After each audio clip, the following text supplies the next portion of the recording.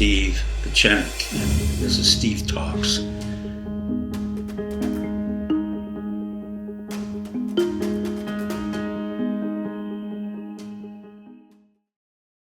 Hello, America. I want to explain a little bit as to why I've been away for the past 2 weeks, and the reason is quite simple. Hurricane Irma came in a very vicious way. She tore up our trees, she tore up our lakes, she flooded my backyard, she made sure we had no power, she made sure we had no food, we had no electricity. However, the beauty of a storm like that is that it's agnostic. It doesn't care whether you're white, black, Democrat, Republican, Northern, or Southerners. But I will tell you something that's very unusual for me. As a product of the North and the Northeast elite, so to speak, I found out that the so-called rednecks in the rural South are the most wonderful people I have ever worked with. They're gracious, they're kind, they're smart, they're intuitive, they care about each other. And the basic Christian values of taking care of your neighbor is something that is very real in a hurricane. People came over to my house to help me with a generator.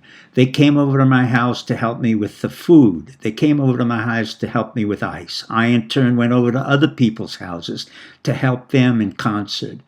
We had trees that were destroying houses. We had trees that destroyed the roads. We had trees that had been destroying businesses. But despite all of that, we, the rednecks, and we, the people of the rural South, got together without any inspiration from the North, inspiration from the federal government, or even our local officials. And we got together to rebuild our neighborhood in north central Florida.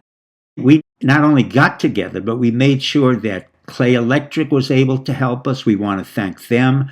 We want to thank Comcast. Unfortunately, Windstream did very poorly. So did some of the other companies.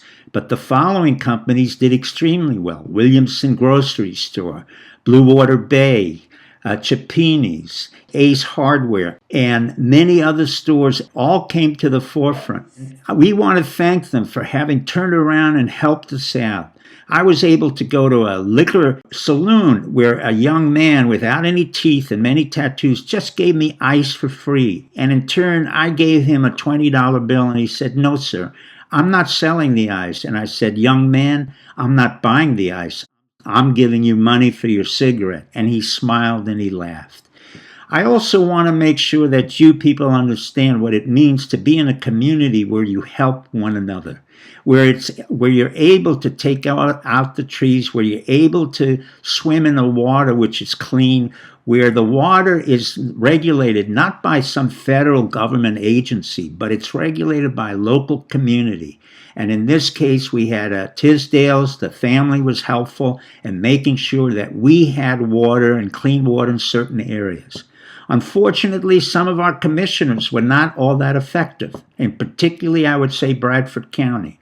They were heavily paid by us, but not one commissioner showed up a week or 2 weeks later to see how we were doing, how their own people who paid them the highest amount of taxes, and including the county manager, Brad Carter, and all of the others who were well paid.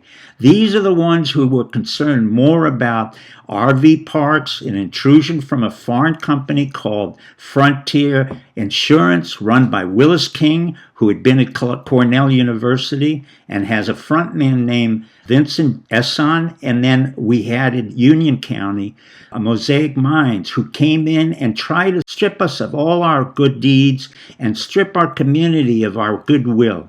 And in turn, we went to Union County and we said no more intrusions that we can stop. So together, we, the rural South, got together. We, the rednecks, got together and we said, "You loot, we shoot."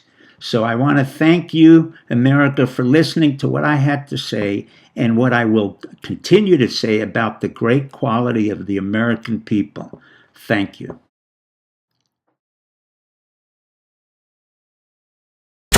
Hi, this is Dr. Steve Pieczenik, and this is Steve Talks.